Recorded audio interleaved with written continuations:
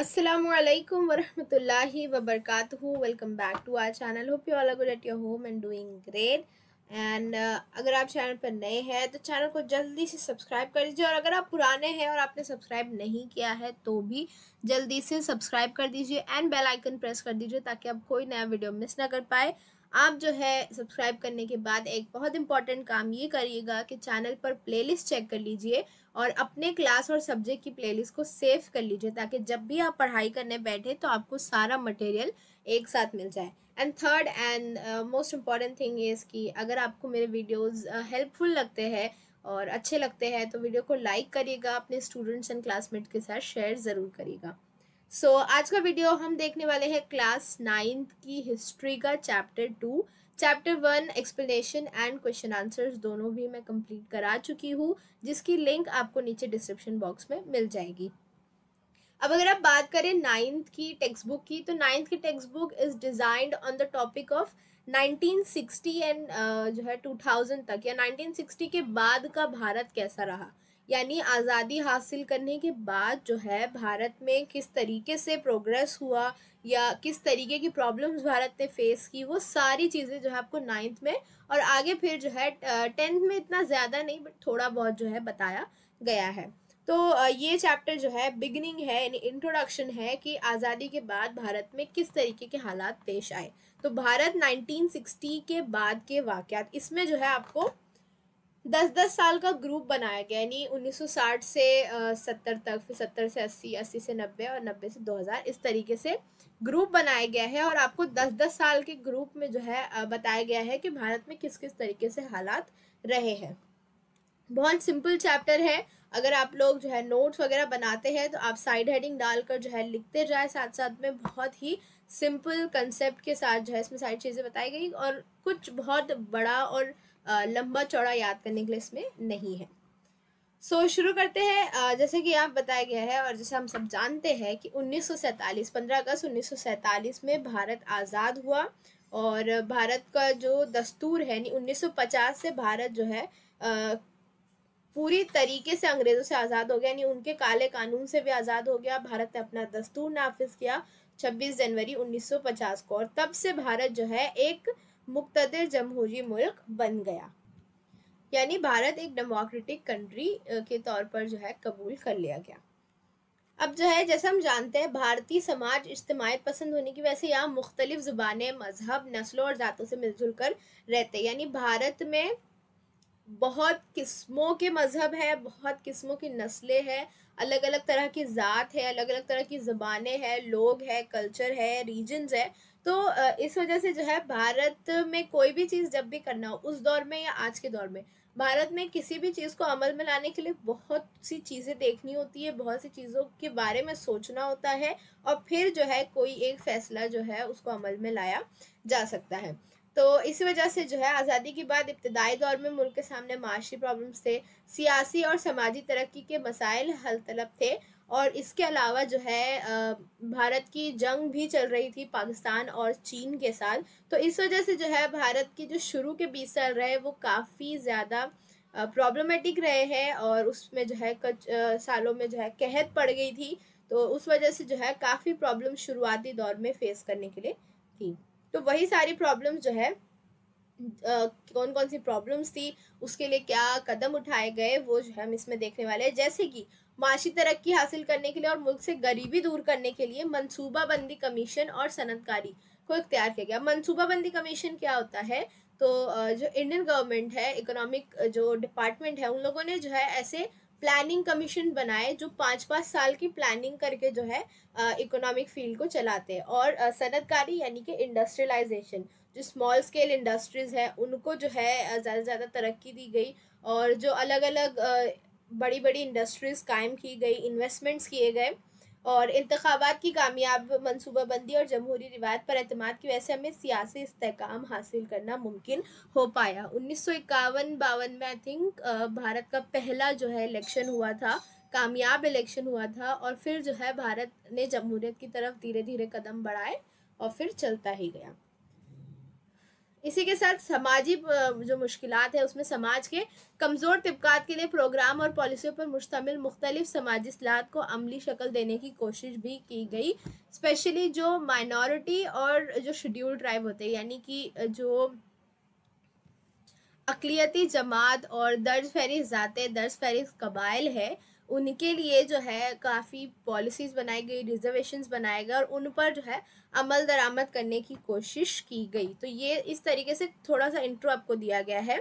अब जो है हम एग्जैक्टली डिटेल में देखते हैं। सबसे पहले है भारत फ्रॉम 1960 टू 1969।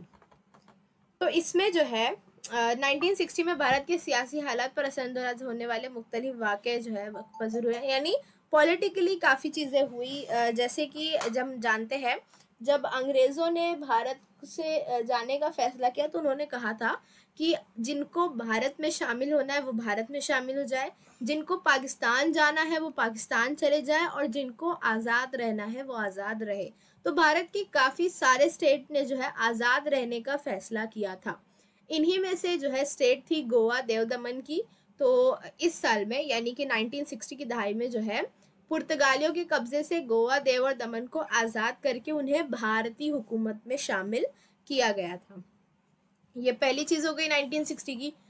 फिर 1960 की दूसरी चीज़ क्या है, ये चीज़ जो है 1950 से ही चल रही थी। यानी भारत की जो शुमाली सरहद है जो चीन से जुड़ी हुई है, ये जो अरुणाचल प्रदेश का एरिया आप देख रहे हैं वहाँ पर, तो उसमें जो है भारत की फ़ौज और चीन की फ़ौज में जो है थोड़ा मनमुटाव 1950 से चल रहा था।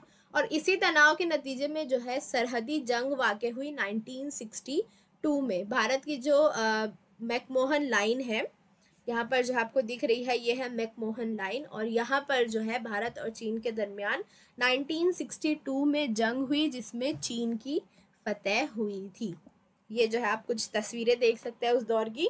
तो 1960 की दहाई की दूसरी इंपॉर्टेंट चीज़ थी इंडो चाइना वॉर ऑफ 1962। उसके बाद जो है एक चीज़ आपको बताई गई है, आज़ादी के बाद पंडित जवाहरलाल नेहरू ने मुल्क की क़यादत की। यानी जो आज़ाद भारत के पहले वज़ीर आज़म थे वो थे पंडित जवाहरलाल नेहरू। और ये जो है पहले वज़ीर आज़म होने के बाद जो है भारत की खारजा पॉलिसी के मेमार भी थे। यानी भारत की जो इंटरनेशनल पॉलिसीज़ है, यानी भारत जो है इंटरनेशनल लेवल पर अपने आप को किस तरीके से प्रेजेंट करता है, उसके दूसरे ममालिक से कैसे रिश्ते हैं, और कुछ जो बेसिक चीज़ें भारत इंटरनेशनल लेवल पर फॉलो करता है, वो सारी चीज़ें जो है पंडित नेहरू ने जो है ये चीज़ें, यानी ये रूल सेट किए जो आपको आगे पढ़ने मिलेगा। तो इसलिए जो है उन्हें भारत की खारजा पॉलिसी के मेमार भी कहा जाता है। यानी खारजा पॉलिसी के बनाने वाले या आर्किटेक्ट ये है। 27 मई 1964 में पंडित नेहरू का इंतकाल हो गया। इन्होंने जो है मुल्क की क़यादत संभाली 1947 से, और फिर जो है 27 मई 1964 में ये इंतकाल कर गए। इनके इंतकाल के बाद जो है लाल बहादुर शास्त्री भारत के दूसरे वज़ीर आज़म बने, और ये जो है 1964 से 1966 तक जो है ये वज़ीर आज़म रहे। इनके दौर में एक इम्पॉर्टेंट चीज़ ये हुई कि भारत और पाकिस्तान के दरमियान कश्मीर के तनाज़े पर 1965 में जंग हुई। यहाँ पर जो आप देख सकते हैं, ये दो ही चीज़ जहाँ से इंडिया को बहुत खतरा रहता है हमेशा, एक ये अक्साई चीन का इलाका और ये जो है यहाँ पर कश्मीर का इलाका। तो यहाँ पर जो लाइन ऑफ कंट्रोल है, यहाँ पर जो है जंग हुई 1965 में भारत और पाकिस्तान के दरमियान कश्मीर के टॉपिक को लेकर। और जब ये जंग जो है चल ही रही थी, और इसके बीच में जो है इंडिया जो है ऐसा कहा जा मतलब सोवियत यूनियन ने जो है दोनों मुल्कों के दरमियान मुसालहत कराई, यानी दोनों के दरमियान जो है मामला सेटल करवाया, बट इंडिया जो है ये जंग जीत गई थी। तो 1965 की जो इंडिया पाकिस्तान की वॉर थी वो जो है हुई थी कश्मीर के मौजू पर, और सोवियत यूनियन ने इन दोनों मुल्कों के दरमियान सुलह कराई थी। लाल बहादुर शास्त्री ने जय जवान जय किसान का नारा दिया, जिसके ज़रिए उन्होंने भारतीय किसानों और फौजियों की अहमियत उजागर की। जय जवान जय किसान, जय जवान में जवान का मतलब भारतीय फौजी, और जय किसान में जो है भारतीय किसान, इन दोनों की अहमियत उजागर की। इनका ये सबसे फेमस नारा है, और ये चीज़ आपको ऑब्जेक्टिव में पूछी जा सकती है, सो आप ये ध्यान रखिएगा। फिर जो है 1966 में 1966 में ताशकंद में जो है लाल बहादुर शास्त्री का इंतकाल हो गया, और ये जो है 2 ही साल के लिए जो है वजीर आजम रहे थे। इनके इंतकाल के बाद 1966 में इंदिरा गांधी, पंडित नेहरू की बेटी इंदिरा गांधी मुल्क की वजीर आजम बनी।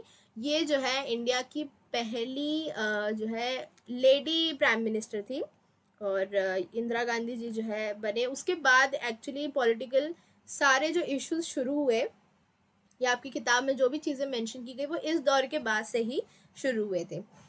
इनके दौर इक़्तिदार में पाकिस्तानी आमरीत के ख़िलाफ़ मशरक़ी पाकिस्तान में एक बड़ी तहरीक का आगाज़ हुआ। अब मशरक़ी पाकिस्तान क्या है, तो जब भारत के टुकड़े हुए अंग्रेज़ों के जाने के बाद, तो पाकिस्तान जो है, करंट पाकिस्तान जो है, उसे मगरबी पाकिस्तान कहा जाता है, और जो बांग्लादेश का इलाका है उसे मशरक़ी पाकिस्तान कहा जाता था। तो पाकिस्तानी आमरीत के ख़िलाफ़ जो है बांग्लादेश साइड में जो है एक बड़ी तहरीक का आगाज़ हुआ, और इसमें जो है मुजीबुर रहमान की मुक्ति वाहिनी जो है इसकी क़यादत कर रही थी। मुक्ति वाहिनी बांग्लादेश साइड की जो है एक तरह से कह सकते हैं बगावती फ़ौज की तरह थी, और मुजीबुर रहमान जो है इस तहरीक की क़यादत कर रहे थे, और बांग्लादेश में जो है ये हो रही थी ये क़यादत। तो मशरक़ी पाकिस्तान की तनाज़े का असर भारत पर भी पड़ा, क्योंकि वहाँ से बेशुमार मुहाजिरीन भारत आए। यानी ये तहरीक जो है, या जो भी मज़म्मत मुखालफत जो भी हो रही थी, ये जो है बांग्लादेश में हो रही थी, लेकिन जो है वहाँ से बॉर्डर क्रॉस करके काफ़ी सारे लोग जो है भारत में पनागीज हुए। तो इस वजह से जो है उस चीज़ का असर भारत पर भी पड़ा। अब आगे क्या हुआ, हम जो है हमारी जो 1960 की दहाई है उसमें जो है इतना ही हुआ था। अब हम 1970 की दहाई देखेंगे। तो 1970 की दहाई में जो है 1971 में ही भारत और पाकिस्तान के दरमियान एक जंग हुई, जिसके नतीजे में बांग्लादेश वजूद में आया। 1960 के आखिरी दौर में जो है बांग्लादेश में तहरीकें चालू थी, और 1970 शुरू होते ही भारत और पाकिस्तान के दरमियान जंग हुई, जिसके नतीजे में बांग्लादेश एक आज़ाद कंट्री बन गया। तो ये जो है इस तरीके से है, ये जो मॉडर्न इंडिया है, और ये वाला जो इलाका है जो अभी पाकिस्तान के नाम से जाना जाता है, इसे वेस्ट पाकिस्तान कहते थे, और ये इलाका जो है जिसे आप बांग्लादेश कहते हैं, ये पहले ईस्ट पाकिस्तान था। तो इस तरीके से एक जो है बड़ी सी कंट्री के हिस्से होकर 3 कंट्रीज बन गई। नेक्स्ट जो चीज़ हुई 1970 की दहाई में, पहली तो जो है जंग हुई जिसके नतीजे में बांग्लादेश बना। दूसरी चीज़ ये हुई कि इंडिया की कुछ न्यूक्लियर टेस्टिंग हो गई। अब जो है इंडिया ने पुरअमन मकासद के लिए, यानी किसी भी जंग या हथियार के लिए नहीं, बस एक सेफ्टी पर्पस के लिए जो है एटमी ताकत, जो न्यूक्लियर पावर्स है, उसकी जो है एक्सपेरिमेंट्स कर रहे थे। और 1974 में राजस्थान के पोखरान में ज़ेर ज़मीन कामयाब एटमी जांच उनकी कंप्लीट हुई। पोखरान इलाका चुना गया था क्योंकि आबादी से दूर था, पानी के इलाकों, पानी के ज़ख़ीरों से दूर जो है एक राजस्थान में एक सुनसान रेगिस्तानी इलाके जैसा था। तो वहाँ पर जो है 1974 में अंडरग्राउंड एक जांच की गई, न्यूक्लियर जांच की गई, और वो सक्सेसफुल रही। और फिर जो है भारत ने इंटरनेशनल लेवल पर फिर ये चीज़ें कबूल की कि हमने जो है न्यूक्लियर टेस्टिंग की, और सब सक्सेसफुल रहा इस तरीके से। और इस पर बेस्ड जो है जॉन अब्राहम की मूवी भी बनी है। आपने अगर नहीं देखी तो देखिएगा, वो भी काफ़ी अच्छी मूवी है, और पूरा इसके बारे में जो है उसमें बताया गया है। इस पर नहीं, शायद जो दूसरी टेस्टिंग हुई थी उस पर बेस्ड है वो, बट भारत की जो न्यूक्लियर टेस्टिंग चल रही थी उसी पर बेस्ड है, पर शायद सेकेंड वाली की। थर्ड चीज़ जो हुई वो हुई 1975 में, वो है सिक्किम में जो है ये भी आज़ाद था उस वक्त, यानी आज़ादी के बाद। ये जो है 1975 में भारत में जो है शामिल हो गया, और इस दहाई में भारत में सियासी अदम इस्तेकाम पैदा हुआ। जैसे मैंने कहा, इंदिरा गांधी के जो है इक़्तिदार में आने के बाद भारत में पॉलिटिकल इश्यूज उठे, तो 1975 में सिक्किम जो है वो भारत में शामिल हो गया। अब इश्यूज क्या उठे, 1974 में इलाहाबाद हाई कोर्ट ने फैसला सुनाया, और इसमें जो है ऐसा इल्ज़ाम लगाया गया वज़ीर आज़म मोहतरमा इंदिरा गांधी पर कि उन्होंने इंतखाब की तशहीर में, यानी जो रैलीज़ वगैरह की जाती है उसमें सरकारी निज़ाम का गलत इस्तेमाल किया। और फिर जो है इस बात को लेकर जो है पूरे मुल्क में हड़तालें शुरू हो गई, आंदोलन शुरू हो गए। जो विपक्ष थे या जो दूसरे भी नेता थे वो लोग सब जो है तहरीके जो है शुरू कर दी उन लोगों ने। तो इसी दरमियान जो है जयप्रकाश नारायण की क़यादत में एक तहरीक शुरू हुई और फिर उसकी वजह से हालात बहुत ज़्यादा गंभीर हो गए, इतने गंभीर हो गए, इतनी सीरियस सिचुएशन हो गई कि हुकूमत ने इमरजेंसी नाफिज कर दी। अब इमरजेंसी क्या होती है? जब भी किसी इलाके में या किसी मुल्क में इमरजेंसी नाफिज की जाती है तो उसमें जो है जो प्राइम मिनिस्टर्स है या जो भी रूलिंग पार्टी है उसके सारे इख्तियारात को रद्द कर दिया जाता है और जो कंट्री है वो प्रेसिडेंट के ऑर्डर पर चलेगी। इस तरीके से इमरजेंसी होती है। तो 1974 में इमरजेंसी नाफिज कर दी गई मुल्क भर में। इमरजेंसी की वजह से भारतीय निज़ाम कानून और नज़्म व नस्क में बाकायदगी आई, लेकिन उसके साथ इंसानी हुकूक की खिलाफ वर्जी भी हुई। अब क्योंकि मुल्क भर में हड़ताल हो रही थी और जो है तहरीकों पे तहरीकें चालू थी, तो एक जो सपोर्टिंग पार्टी है, एक जो अपोजिट पार्टी है, इन दोनों के दरमियान होना ही है, जो है मुठभेड़ होनी है और फिर जो है जो आम इंसान है उन्हीं का नुकसान होना है। तो बहुत जो है तबाही हुई, बहुत दंगे फसाद हुए, कई मासूमों की जान जो है इसमें गई। कौमी इमरजेंसी का दौर जो है 1975 से 77 तक रहा। फिर उसके बाद इलेक्शन कराया गया और इस इलेक्शन में जो अपोजिट टीम थी वो सारी मतलब जो विपक्ष थे जितने भी, उन लोगों ने मिलकर जो है एक पार्टी बनाई और उसका नाम रखा जनता पार्टी।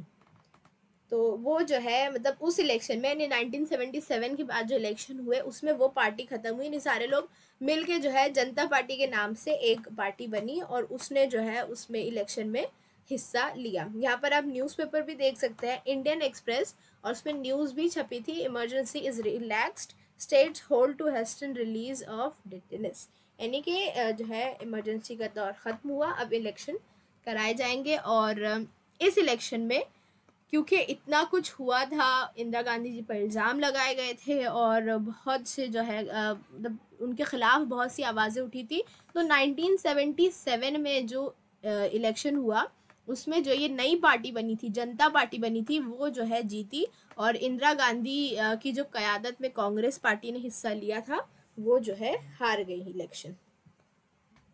अब जब ये जनता पार्टी जीती तो इसमें जो है इन्होंने मोरारजी देसाई को अपना जो है प्रतिनिधि बनाकर आगे जो है भेजा और मोरारजी देसाई जो है वो भारत के प्राइम मिनिस्टर बने, भारत के चौथे प्राइम मिनिस्टर बने ये।